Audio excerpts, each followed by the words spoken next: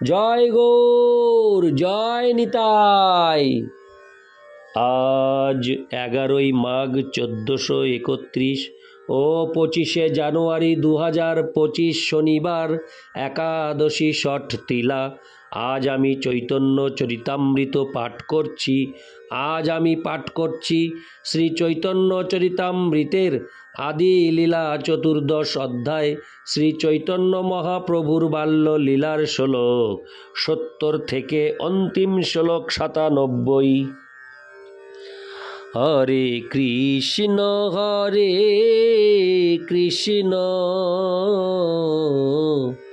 কৃষ্ণ কৃষ্ণ হরে হরে, হরে রাম রাম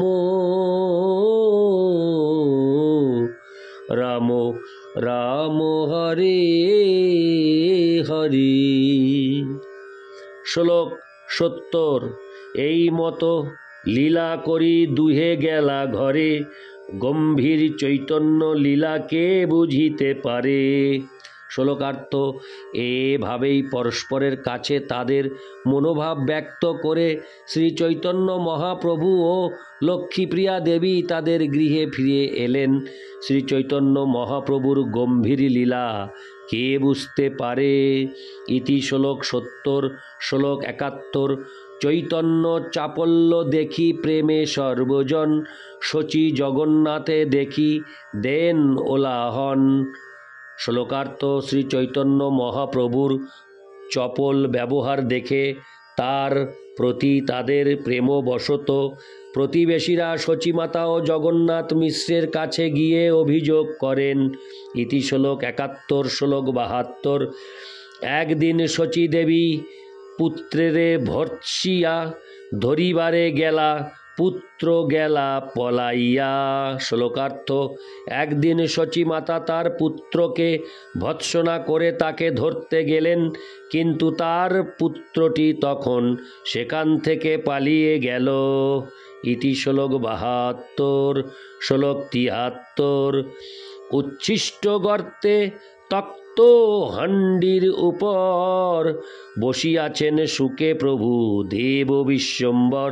শ্লোকার্থ: যদিও তিনি হচ্ছেন সমস্ত জগতের পালনকর্তা, তবু তিনি উচ্ছিষ্ট ফেলার গর্তে পরিত্যক্ত হাড়ির উপর গিয়ে বসলেন। তাৎপর্য: পূর্বে ব্রাহ্মণেরা প্রতিদিন নতুন পাত্রে ভোগ রান্না করে শ্রী বিষ্ণুকে নিবেদন করতেন। সেই প্রথা এখনও জগন্নাথপুরীর মন্দিরে প্রচলিত রয়েছে। হরে কৃষ্ণ।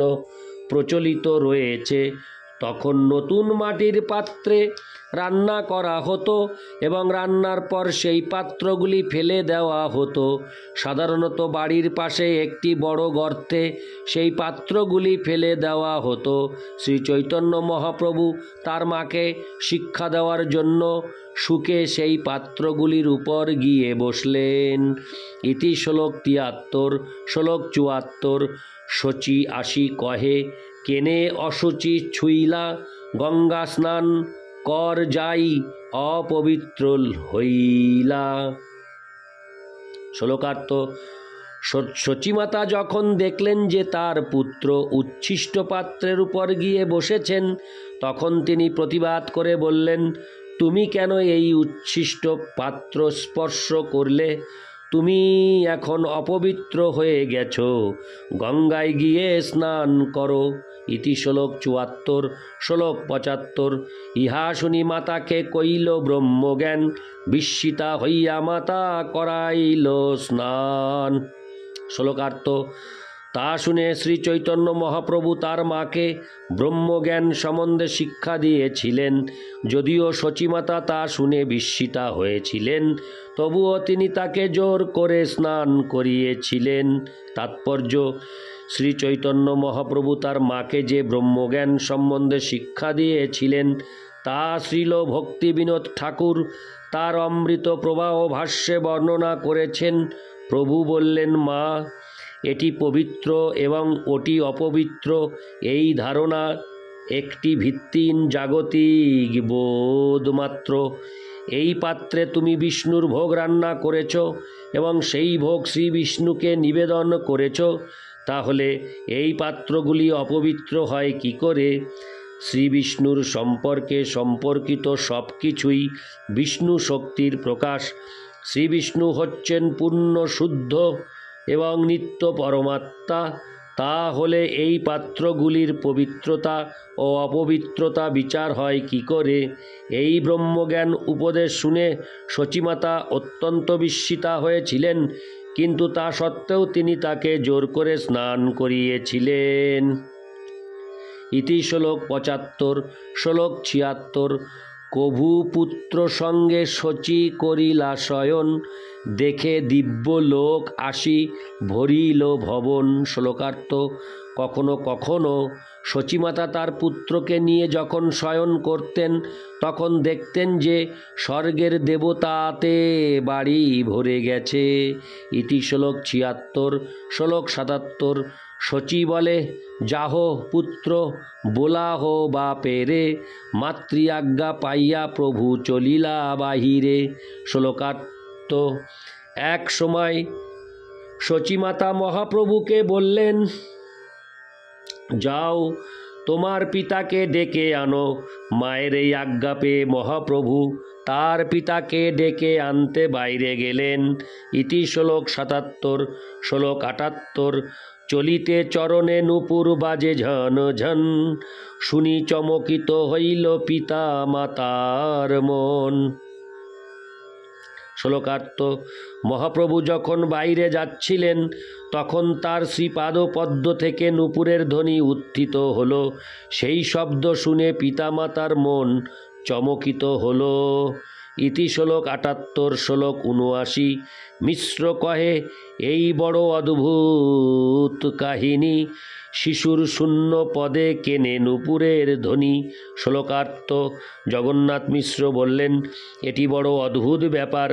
আমার শিশুর পায়ে তো কোনো নূপুর নেই, তাহলে কোত্থেকে এই শব্দ হচ্ছে? ইতি শ্লোক ৭৯। শ্লোক ৮০। শচী কহে, আর এক অদ্ভুত দেখিল, দিব্য দিব্য লোক আসি অঙ্গন ভরিল। শ্লোকার্থ। শচীমাতা বললেন, আমি তো আর একটি অদ্ভুত ব্যাপার দেখেছি। স্বর্গলোক থেকে দিব্য দিব্য লোক এসে অঙ্গনে ভিড় করল। ইতি শ্লোক ৮০। শ্লোক ৮১।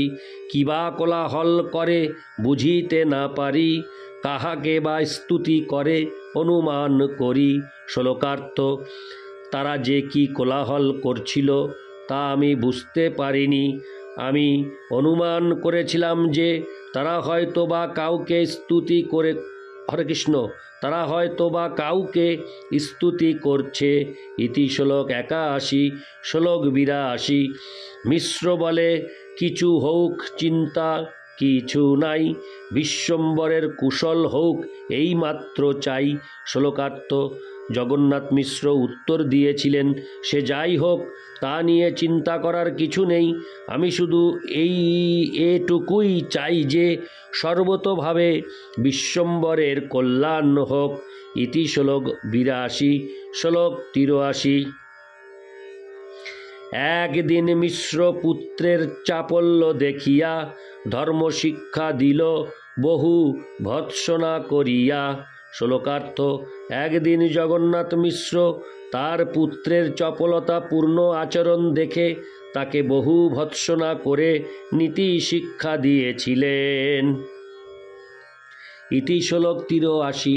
শ্লোক ৮৪।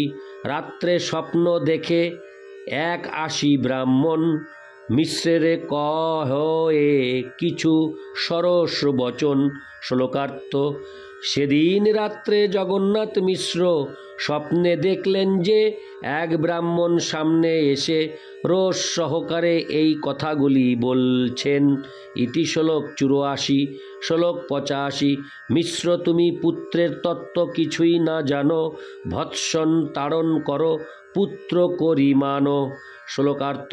মিশ্র, তুমি তোমার পুত্রের তত্ত্ব কিছুই জানো না, পুত্র বলে মনে করে তুমি তাকে তিরস্কার করছো। ইতি শ্লোক 85।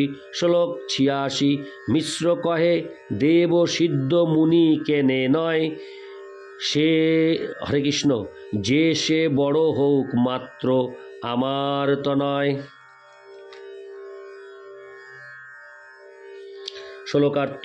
জগন্নাথ মিশ্র উত্তর দিয়েছিলেন, এই ছেলেটি দেবতা হোক, সিদ্ধ যোগী হোক, মহাঋষি হোক, অথবা সে যাই হোক না কেন, আমার কাছে সে কেবল আমার পুত্র। ইতি শ্লোক 86।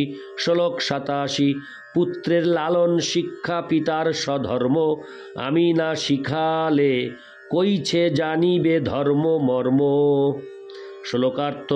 পিতার কর্তব্য হচ্ছে পুত্রকে লালন পালন করা এবং নীতি ও ধর্ম শিক্ষা দেওয়া।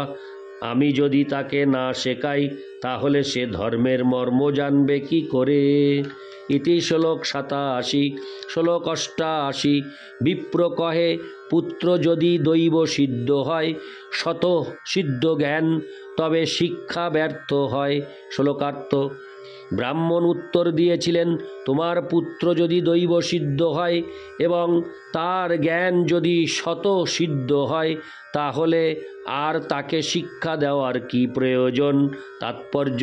স্বপ্নে ব্রাহ্মণ জগন্নাথ মিশ্রকে বলেছিলেন যে তার পুত্র কোনো সাধারণ মানুষ নন, তিনি যদি দিব্য পুরুষ হন তাহলে তার জ্ঞান সসিদ্ধ এবং তার ফলে তাকে শিক্ষা দেওয়ার কোনো প্রয়োজন নেই। ইতি শ্লোক 88। শ্লোক 89। মিশ্র কহে পুত্র কেনে নহে নারায়ণ, তথাপি পিতার ধর্ম পুত্রের শিক্ষণ। শ্লোকার্থ।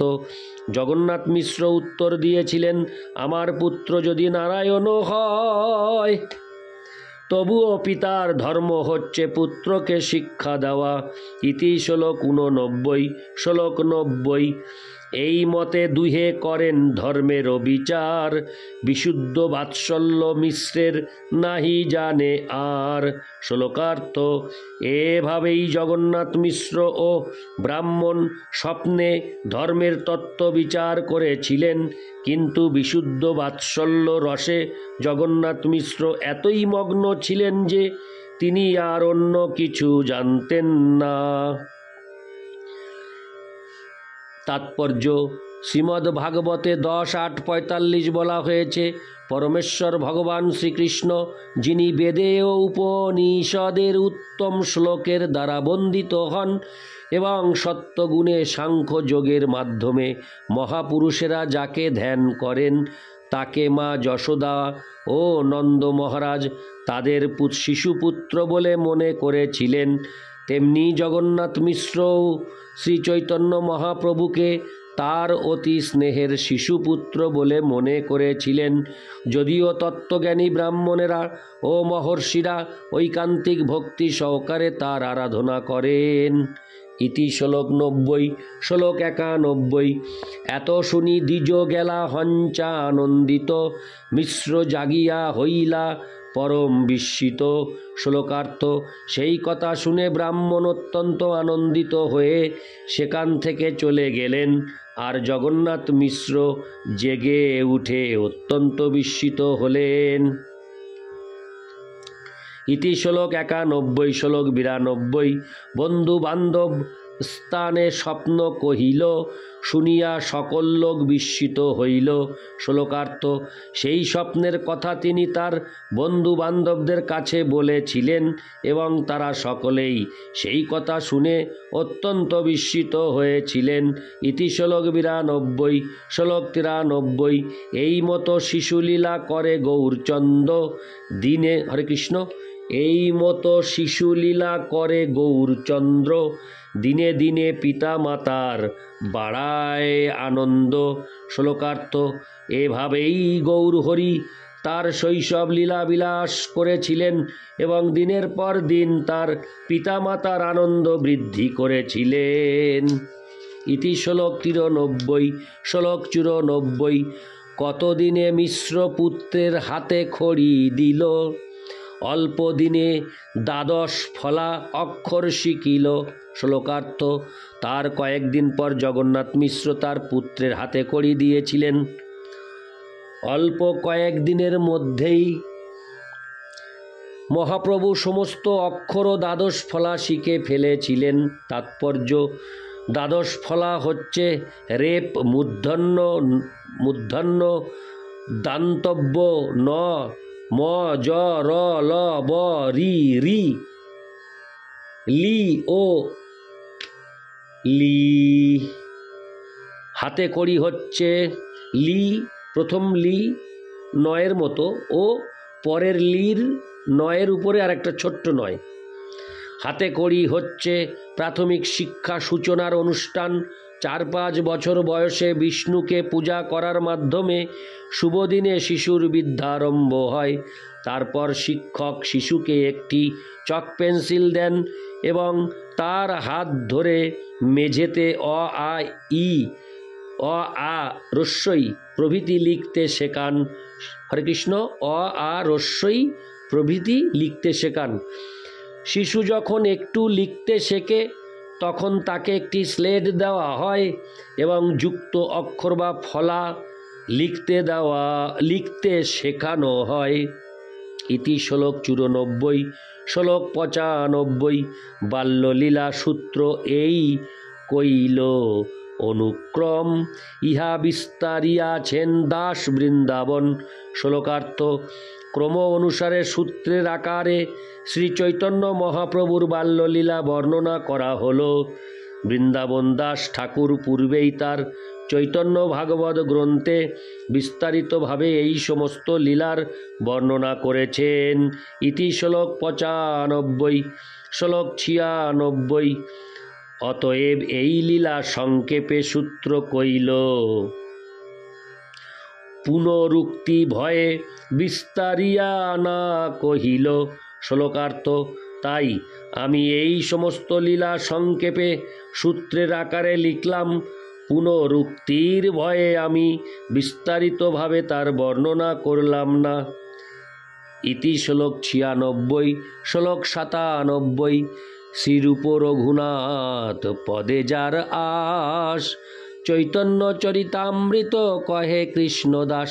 শ্লোকার্থ: শ্রীল রূপ গোস্বামী ও শ্রীল রঘুনাথ দাস গোস্বামীর শ্রীপাদপদ্মে আমার প্রণতি নিবেদন করে, তাদের কৃপা প্রার্থনা করে এবং তাদের পদাঙ্ক অনুসরণ পূর্বক আমি কৃষ্ণদাস শ্রী চৈতন্য চরিতামৃত বর্ণনা করছি। ইতি শ্রী চৈতন্য মহাপ্রভুর বাল্যলীলা বর্ণনা করে শ্রী চৈতন্য চরিতামৃতের আদি লীলার 14 পরিচ্ছেদের ভক্তি বেদান্ত তাৎপর্য সমাপ্ত হল। আদি লীলার 14 অধ্যায় শ্রী চৈতন্য মহাপ্রভুর বাল্যলীলা। আমরা 15 অধ্যায়ে রওনা হব এর পরবর্তী অডিওতে। হরে কৃষ্ণ। আমরা আস্তে আস্তে 14 অধ্যায় সমাপ্ত করে আমরা 15 অধ্যায়ে আমরা গমন করব। হরে কৃষ্ণ কৃষ্ণ কৃষ্ণ কৃষ্ণ হরে হরে, হরে রাম